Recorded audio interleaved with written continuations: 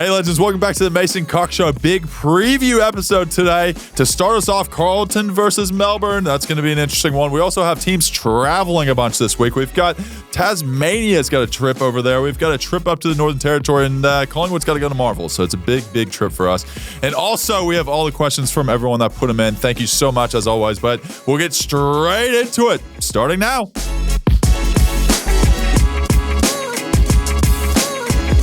Without further ado, I'm going to welcome Brayden. Welcome to the pod. Not as big as last week. Couldn't get much bigger than rivalry round. There's a bit of travel in this week, though. We've got a game in Tasmania. Yeah. We've got a game in the Northern Territory, and we have to travel to Marvel. So it's going to be a big week. Don't like it. But we'll start off with a massive match. Carlton versus Melbourne at the MCG. Melbourne beat Geelong last week. Finally, no one's undefeated now. What happened? Did Carlton win last week? Carlton did not win, unfortunately. They lost to us. So it's going to be a big match for them. Massive crowd, I'm going to assume, here at the MCG for this one. And it's going to be a big game for both clubs to try to continue, I guess, their strive for the top 8 and the top 4 this year. Yeah. I find this more interesting from a Carlton front looking ahead. You players and the coaches, we're one game at a time. We don't like to look ahead, all that bullshit. Carlton v Melbourne this week.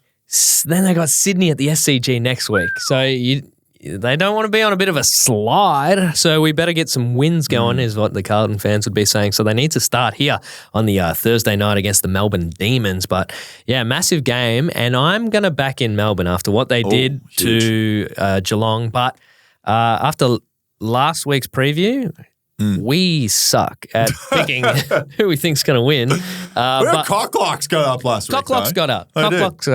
But, I'm going to say Melbourne.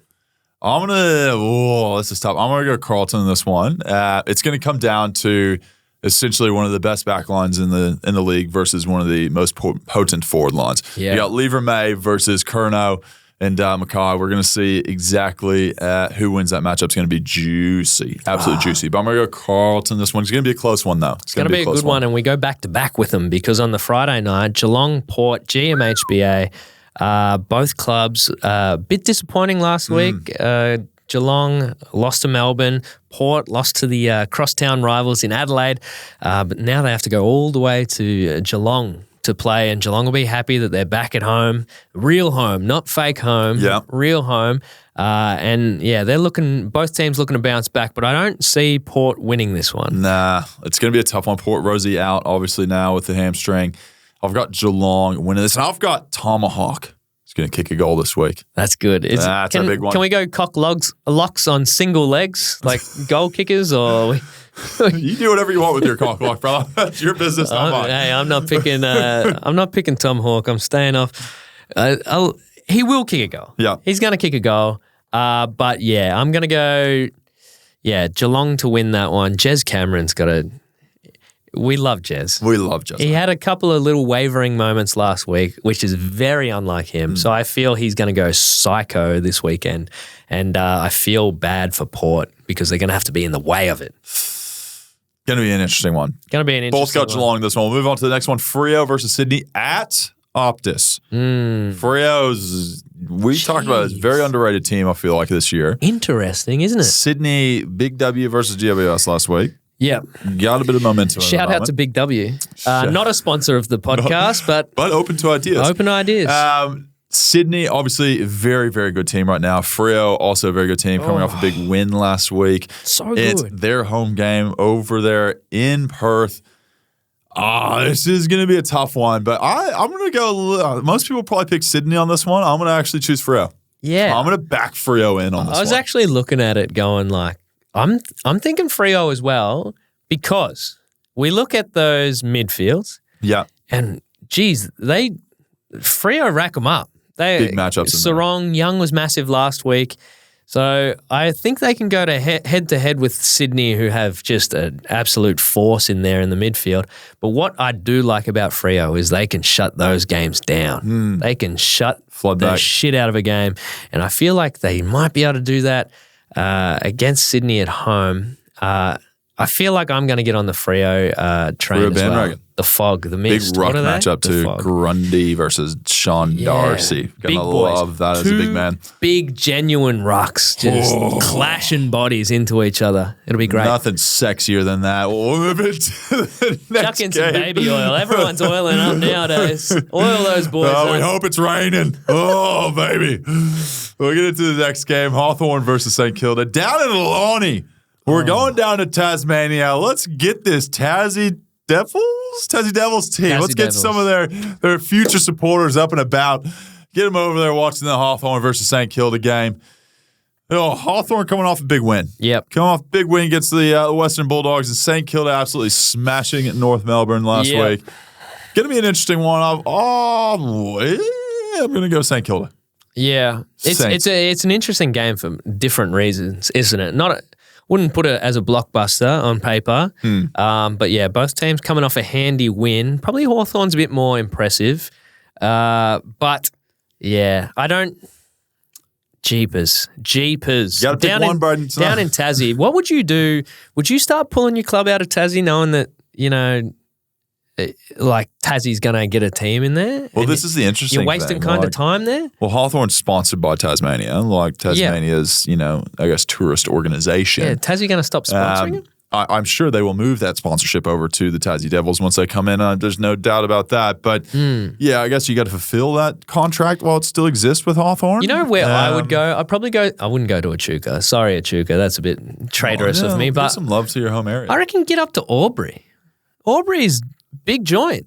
Plenty of people to get around. Albury, Wodonga. You take both. Yeah. You wouldn't say, hey, stay over your side. The region. You take Albury, Wodonga, and you take that as a region. You go up there. They got really good facilities. The Storm went up there during the hub lockdown stuff. They play in Ballarat, so you can then Bendigo, so it makes sense. It's better. Ballarat's cold.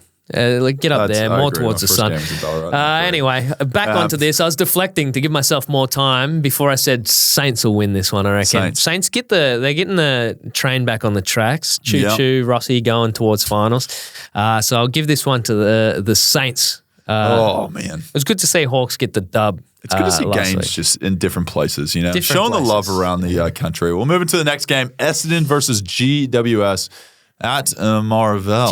Just because that Marvel, it makes it interesting because Essendon, they chase, they tackle, they bring the pressure. They got the good forwards. They got Zachy Merritt in the guts. He gets his 30 plus and he kicks a couple goals, tackles his little ass off.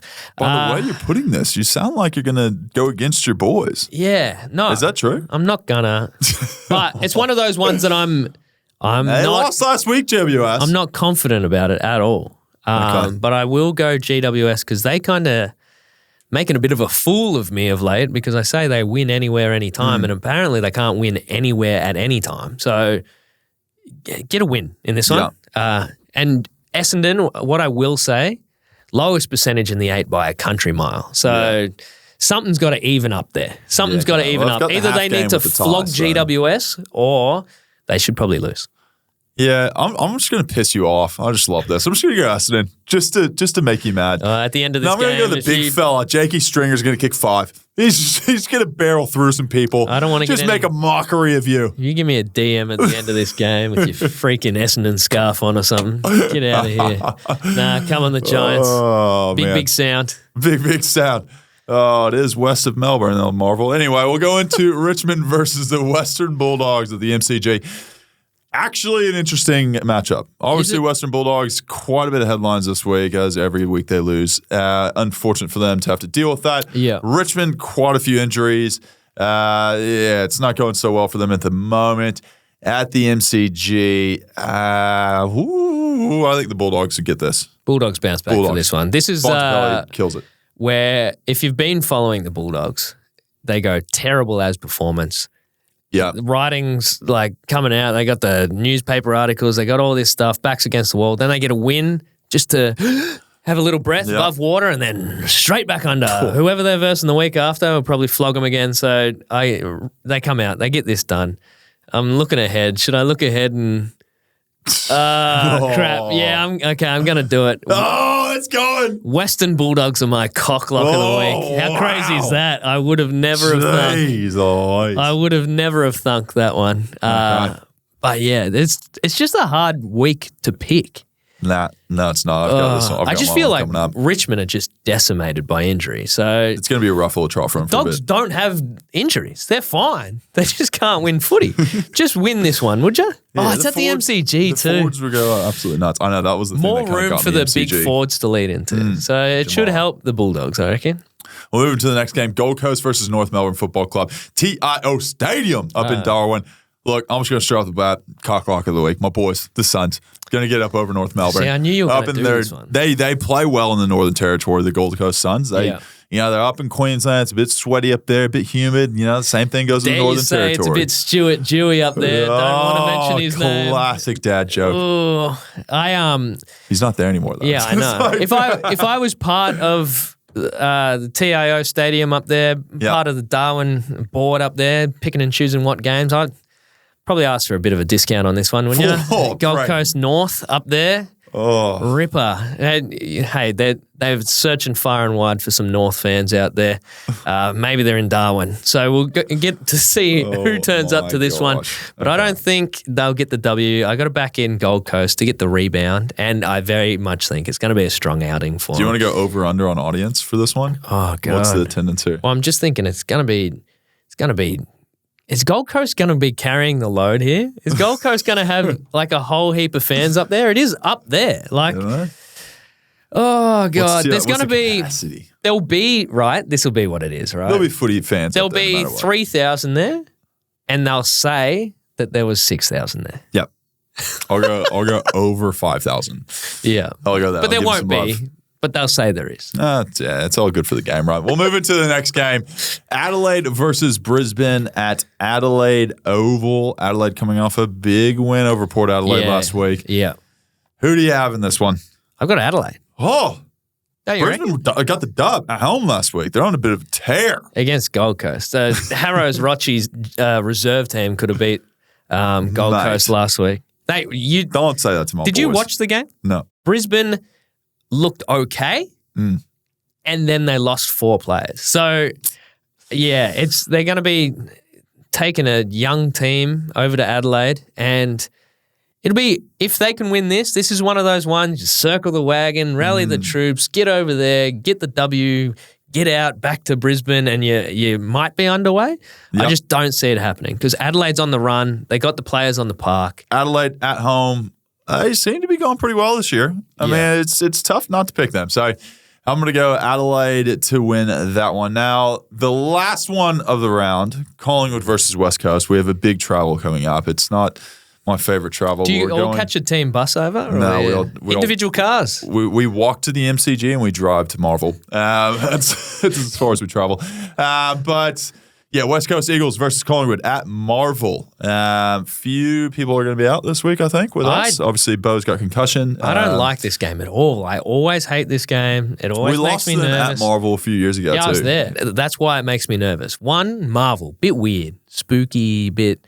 There's playing at your boss's house, which is really odd. Yeah. AFL House, I hate playing it. Can you imagine going and being like, hey, you don't mind just like coming over doing a bit of work at the house, do you? If your boss said that, it'd be a bit odd. That's weird.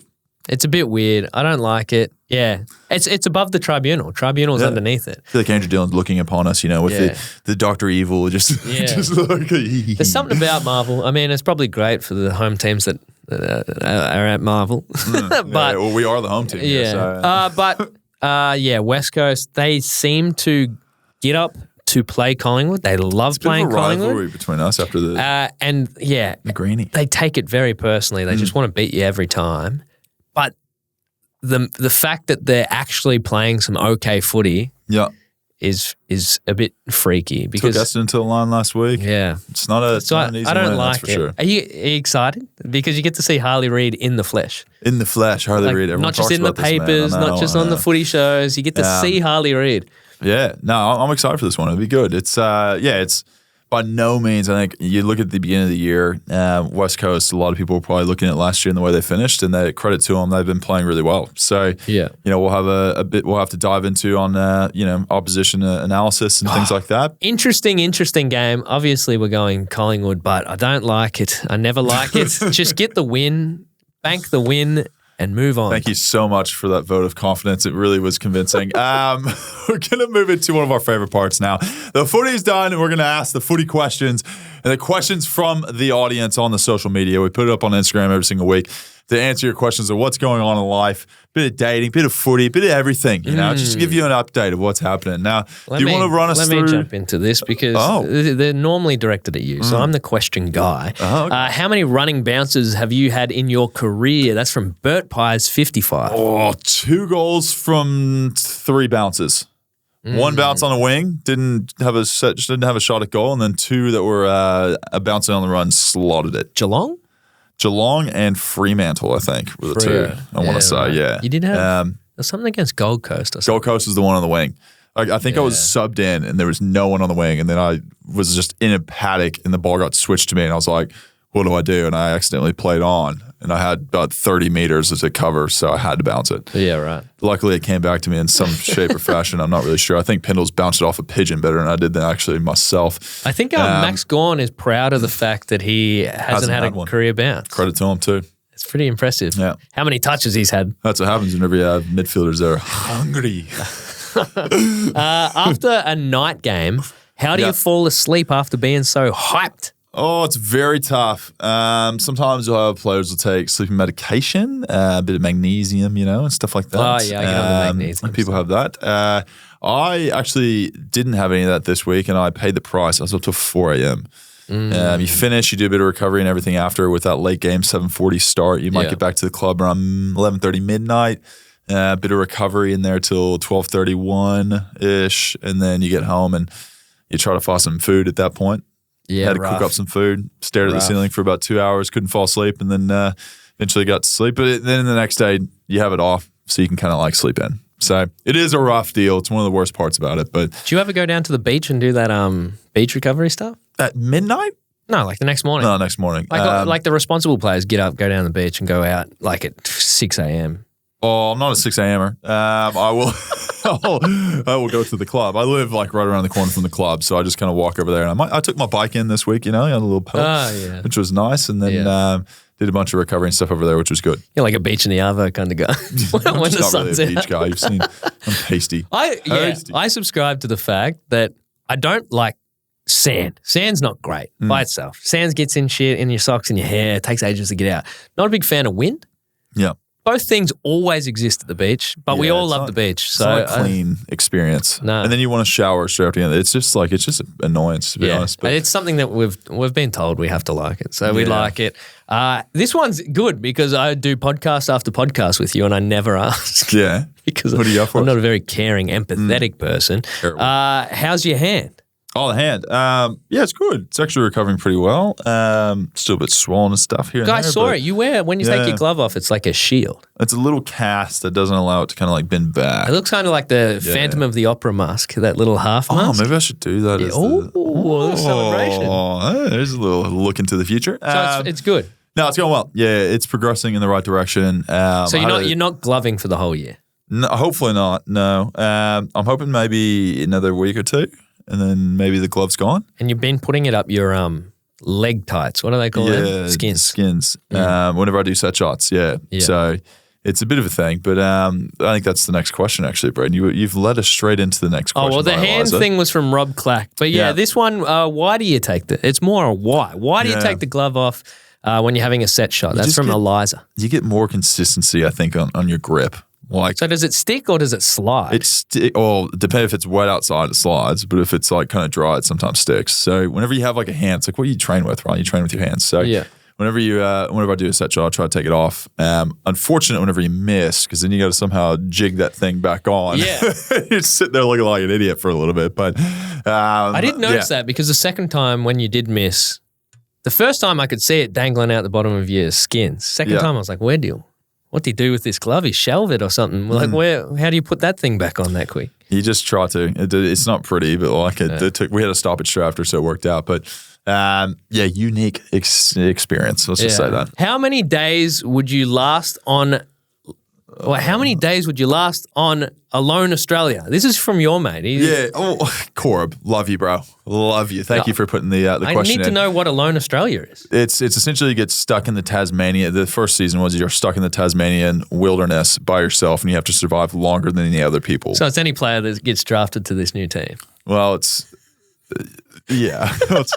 I was gonna say it's kind of like one of the team's off-season training schedules, but I won't go there. Yeah, essentially you get dropped off in the wilderness. And you have to last longer than the other contestants, right? Yeah. And I love this because it's from my friend he is the person I go to for outdoor education, right? Yeah, right. He's the man. So the answer is definitely not as long as this man. I don't think I would last. I'd last longer than the average person, I would say. Yeah. I'd be able to probably make a fire. Finding food? ? Well, you wouldn't forage for berries, but you could get stuff from the trees. How many days can you go without food? 7? Yeah, 7 days without water eating that something gets like you. that? It's water that gets you. I'd find water. So I'm going to go 10 days. You're a water guy. 10 days, and I would be done. And if you don't make it out, you have to marry your cousin. I think that's how it works. Let's jump into Slight jab by Brayden. the food. People want to know what American food or restaurant. I want one of each. Man, American food and an American restaurant that you miss the most. That's from Joseph R. Lemon. I get this all the time. American food, barbecue, and Mexican food. Mexican food here, not the same. No. I need someone like someone's family-run business where like so you're not grandma's like out a the back like Tex-Mex making all guy, the you're stuff. like more of like a traditional Mexican guy. Oh, either one, to be honest. I like I don't. Tex-Mex. Like Guzmez and Gomez, right? That's like as close as it kind of gets here. Guzman, yeah. Looking for a sponsor. I would love that. I would you actually just love pay that me too. in food. I don't even give a shit about money. You Just can get me food to say me I up. miss them as much as you want if we have them as a sponsor. Oh, they're so good. Now, American restaurant. I'm a Chick-fil-A man. If anyone's ever been to America, like In-N-Out Burger or Chick-fil-A, yeah, he did actually. He knows that because that's the first thing I eat. Like I land in Dallas Airport, and there's a Chick-fil-A in the airport. I go get that before I leave the airport. So I'll get my bags. And what's I'll your go order? What's your Chick-fil-A order? Spicy chicken sandwich with pepper jack cheese on top, and then a Arnold Palmer drink, which is half sweet tea, half lemonade.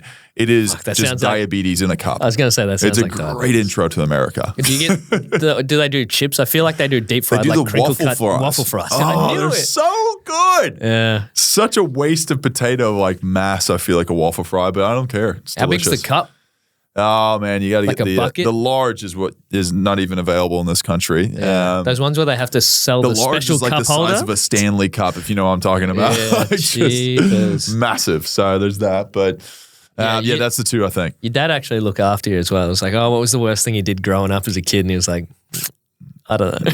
Yeah. I'm trying to think. It wasn't too bad. He was pretty good. I got caught out past curfew a few times. Well, shooting off fireworks. Did you listen to the podcast with you and your brother where you said you stole the truck or whatever and you used to drive it down the hill? We used to roll it down. We used to turn it off and then put the clutch in so it was a manual and just roll it down the hill into the driveway at 2 a.m. I mean, sorry, not 10 a.m. I hope you didn't listen to that podcast because you'd know a few things. Let's move into the dating. We're all adults now. Dating questions. Yeah. I wanted to start off with this one. But oh gosh. You got to name a player from Collingwood. I want both. A player that you would never let date your daughter and a player that you would love to date your daughter. I would say Pat Lipinski. Oh, yeah. He is the nicest. Yeah, he's a beautiful human, so the offspring's going to be amazing. Yeah. Or at least half of it will. Beautiful and tall. And he's the nicest human you'll ever meet. Patty Lipinski is the person I think I'm going to pick. Now, who would I not want to date my daughter? Geez, this is an interesting one. Not a coach. You can't. Well, I was about to say. I was about to throw one under the bus. I'm not going to say who it is, but who I'm rolling through. Oh man, that's a tough one. Maybe. I'm trying to think. I mean, people would say like Jordan DeGoey, whatever it is. Do you have a smelly one? Is there a smelly bloke at the club? No, people were pretty like Isaac Quainer smells the best. I'll tell you that. Fuck yeah, you couldn't pick Isaac Quainer. Bo McCreary maybe. Yeah, I think he's a bit of a. I mean, he'll openly admit he's a bogan. Yeah, and he just has his cars where he's hooning around all the time with a loud kind of spoiler. Like that would just annoy the shit out of me as a father. If he's coming around, you can hear him coming from a block away with the subwoofers. So here comes Bo to pick up my girl. Great. I'm sitting on the front porch with a shotgun in my hand. That's where that's where the roughest guts comes from. I feel. Yeah, and he's probably okay with me saying that. To be honest, I've actually dogged him in twice twice today with his driving. Okay, let's go to the next one. What do you got for us? How many dates know who you are? So the people that you go on a date with, they're like, they know who you are. Is it more than 50%, would you say? I would say, this sounds like a big-headed thing to talk about, but I would say most do know. Yeah, they've done a bit of research. I feel like everyone kind of like researches someone before they meet them, though, right? That's pretty normal to do. If any consolation, if I say like, people go, he does podcasts. And I say, who do you do a podcast with? And I say, Mason Cox. And more than 50% go, that fucking guy. Yeah, that prick. They would know me for the wrong reasons, right? That guy. That guy. Yeah. So, that asshole. So it's. I guess it's the same. It's the same. I think it's a lot of people kind of like don't say anything, but then once they kind of bring up like, what do you do? Then all of a sudden they have a lot of opinions and knowledge around what I do, and I'm like, I think you're aware say you're an engineer. That's why I say. I literally say that. Anyway, but we'll move to the next one. What do you got for us? If you get a girlfriend, will you tell people? That's a huge if. Big if, because we've had a lot of comments of people going, we already think that you have a girlfriend. There's actually a lady we get a lot of those that called me up the other day who works for a publisher, let's just say that, of some paper that goes out into the media, who asked me if I had a girlfriend the other day. Oh. And would you tell the truth? I said, not to my knowledge. Do you know anyone? Come on, shoot straight. Would you? Would you tell people I had a girlfriend? Yeah, I would tell people. I wouldn't have an issue with it. I'm not. How long? I am a very kind of like, I do not talk about my personal life too much. We were talking about this off podcast. Yeah. How many dates you reckon you got to go before you become boyfriend, girlfriend with the thing? Yeah. I mean, if you put a number on it, it's on the record. Dependent. I mean, this sounds terrible, but I'm talking like 10 plus. 10 plus. Is that absurd to say? Jeez. 10 plus? I won't dive into the other stuff around like how many people are you seeing at the same time type stuff, because we have been asked that before. Well, you have to say like, one, you're exclusive, and then two, you have to be like, look, we're proper boyfriend and girl. Like that's a chat. That's a sit down chat. It's so far away from me to have that chat. So it actually, I don't even need to know like how you even go about that, because I feel like, because I'm a guy, I'm like, I feel like it's me hanging around you for an extended period of time. It just slowly melds into like we're a couple. So you wouldn't actually have the conversation. I couldn't even fathom being like, hey, can you be my girlfriend? That's the older you get, the more cringe it sounds, doesn't it? Oh, kill me. I'm 34. Excuse me, do you reckon you could be my girlfriend? Oh, kill me, dude. No chance. I'm going to die alone. Your partner, I think. I'm going to die alone for sure. If you have to do that. Oh, my God. 10 dates over here. 10 dates. Well, 10 dates. I feel like you're finally getting 10 dates. Would be having a wedding. Women have met my family in under 10 dates, though. I will say that. Yeah. Well, you can't avoid Phil. He's everywhere. Phil seriously is. He's an absolute man of the town. I feel like you got to, if you want to date Mason Cox, you got to be able to have a cook-off with like Phil. It's got to be like, you come around and he wouldn't let you touch the grill, but he's a smoker kind of guy. A smoker, but you got to be like, hanging around it. Do you want to know the truth? There is a process, right? And my friends tell me this all the time, right? There's two gatekeepers to my life. Great. There's my mother, which is I love her, but she can be judgmental. What's tactics? That's fair. What's some of the women I date. What's tactics to get in with mum? I'm not going to say the tactics. Like, someone's going to use this against me. But there's two levels to this. So there's the mother, and then there's my like best friend Lisa, who's married to Corb, who we mentioned earlier in this podcast. And she is the OG, like, tells me straight. I feel like she's going to be savage. She's savage. I love it. It's openly savage. So is she like, I hate her? She wouldn't say hate, but she would go, what are you doing? Yeah. She'd be going, Mason, that's not you. Yeah, that's not you. That's Move awesome on to the next to have one. that. It's great to have them. Yeah. So you got to get through the two gatekeepers. They're sitting there as bodyguards to the Cox Kingdom. Yeah, right. So it's not Phil. Phil's like, no, Phil loves everyone. Phil, my father, you'd be friends with him. You were telling me the story about Phil going out to Traralgon. What? This is a wild story. So my parents, I'm sitting there and they've got a day where I'm doing like pregame stuff or whatever it is, right? So they've got a day on their own in Melbourne. And they went and did their own thing. The next day we're having dinner. I said, what'd you get up to yesterday? So I went to Traralgon. As you do. Tons out there. Casual trip for a day trip, very And we love Toronto. We love out east. Wouldn't be the place I would picture my parents going on a day off. I said, what were you doing out there? He goes, I'd go see my cheer squad friends. And I was like, what? And apparently, through the magic of Twitter or X, or whatever the hell we're going to call it now, he's made friends to the point where he's gone and visited them on his day off and taken a 3 or 2 or however many hour train ride to get out there. It's a long to go ride. hang out for the day. And I was just blown away. And I was like, this is the most Phil Cox thing ever. All right, that's enough about the Cox family. We do like talking about them, but we want to get back into the dating stuff because people want to know what's the worst place for a first date. Now there's plenty of worse places for a first date. There's a lot of bad ones. You know what? Actually, someone told me this story this week. They went to the Carlton versus Collingwood game as a first date. That's dumb. The guy brought the girl as a first date, and it was a terrible experience. It went awful because you can imagine as a Carlton fan watching the game, very, back and forth game, hyped up, screaming at people, all kind of obscenities. And the girl's just sitting there like not really a fan of football and just kind of on a first date going, this guy is insane. Yeah. It really shows your bad side at a football game. Probably not a great first impression to go on a first date with. Because there's the way it's like, so if you're a Collingwood Carlton supporter, like one each, terrible idea. Yeah. If you're both like one team, like if you're both Collingwood, the risk is there that you lose and then it's miserable. So also there's only winning. one tiny slither of like if you both win, close game, you're up and about, you go out for drinks and then who knows. But yeah, it's 3-4 hours. Oh, it's a real commitment for a first date. And you're probably meeting their friends and stuff because they've got season tickets maybe and they're sitting around the same people and you're like, oh, shit. And you're sitting side by side. So you got to keep looking at each other. Really. And it's cold and I just don't think it shows the best side of people. I'll say that just from my personal experience of some of the volatile things that have been thrown to me. Yeah, it is a pretty savage place. That's a good one. That's a bad first date. The footy, that's a really good one because there's plenty of other. I mean, you could name a million.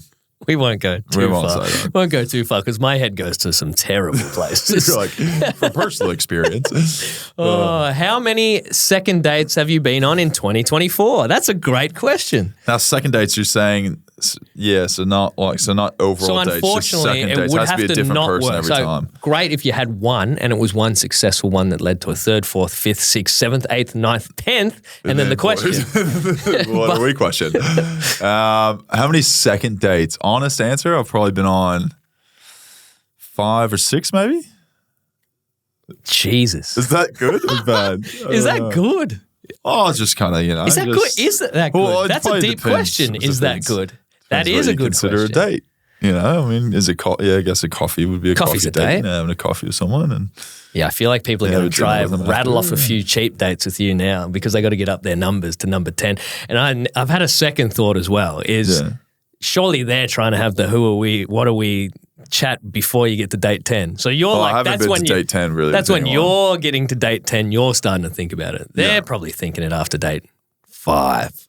Date 5, I haven't So then they're probably putting the heat on you and you're saying dumb shit like, oh, we're just having fun. I was just having fun. Oh, let's not put pressure or labels on it. Oh gosh, that's actually bang on. So you've had 5, you reckon? I think I'd almost say 4 would probably be realistic. Can I ask and you not really any of them have kind of gone anywhere. How many? Can we do a full pyramid? How many first dates? How many first dates? That's not necessary information, mate. That is not necessary information, Brayden. What is your number? What's the count? It gets real sad here. This is where we go. Arrow, play the sad music. 0 second dates. 0 second dates. It's not through lack of trying. I reckon I've had 6 dates. It might be 8 because my tactic is I do dates in 2s and then gaps. Yeah, okay. And they've been not great. But that's 0 second date. It hasn't been a second date for a while. Yeesh. Normally it's Going real quiet in the studio. All of a sudden, it's I looked at Harrison for some a thumbs up or something. He's like, you got this, buddy. Yeah, but he always just lets me drown the stupid, weird little faces that he does. But he's like, I've got second dates are coming soon. I had a couple of shockers this week, and I'm not gonna. Don't want to dive into it. I told you off camera, and it was pretty I can't ruthless. get into it. It was actually I mean, it's not even. It's what do they call it? Not safe for work in SFW. I can't be on. It'll get a strike from YouTube, and and not for like a salacious, cool reason, like just a shit reason. But like if I was going to say something broad, I had 2 dates, and the first date was like really good, and then turned south really sharply. Between you having this interesting date and the old lady grabbing my ass after the game, it's an interesting week for both of us. Hey, so yeah. That's not a date. I don't think yours is a date. I think she thought it was. That's for sure. The quick 30-second photo I took. She's grabbing at your date, and it wasn't. It was a full cup. It was a full cup, and she went for seconds after I told her to stop. It was interesting. It was not appropriate. We don't like that. We don't like that. Hands to yourself. I think she might have been a Carlton fan too. Oh, come on. I don't know. Anyway, but we'll move on. You got to get a win. But yeah, and then I had a second date. How about this one? This one's sadder. Because I went out for coffee for the second one. Yeah. Because I had work in the afternoon. And then I'm normally a good sense. I told you about that other one where I was like, knew I was no chance, but you throw the second date line out there and it gets nothing. Should catch up again. And this one I was like full I thought it was a good date. I thought we were really vibing. Yeah. Coffee date went really well. How long's a coffee date? Not long. Depends how good it is. And but it went for like 3 hours or something. Yeah, okay. That's a fucking long date with someone that you don't like. And then at the end, I was like, oh, I love that. That was great. Thanks for taking me to her local. She was like, my local coffee shop. I was like, this was great. Let's do it again sometime. Little joke that was like from the date and all that stuff. Yeah. Fully ghosted. Oh, wow. Fully ghosted. It was brutal. I was like, shit, I didn't see it coming. Maybe it wasn't as nice of a day as you thought. Yeah. Did she keep asking for the bill? Maybe I'm not self-aware at all. She keep looking around the place and making eye contact with you? Yeah, I thought that means good stuff. No, is that not? That's a bad sign. She's looking for the exit. She kept waving to the guy, bringing around the... Sir, check please. I need the check. Anyway, I'm not trusting myself anymore. I'm just going to stop asking. Okay, now you got to keep giving First dates only. Because we need to fill this. We need to find some kind of entertainment from a dating life perspective. All right, Brayden, what else we got? Is that it? That is it. That is everything. As always, thank you so much, everyone, for answering the questions and putting some questions in. Sorry. And we'll do it again next week. So have a look out every Monday night. We put it out. Yeah. So have a look to get your shout out on the podcast. But massive thank you for everyone for being part of the community, jumping in and contributing. But that is it from us. That is the preview and a bit of personal life and fun little dating questions and everything else, as we always do on the podcast. Happy times. Happy times. But everyone else, thank you so much for listening and have an incredible rest of your week. All the best for your footy tipping for the week. Hopefully it goes well. And we'll talk to you next week. Peace. See ya.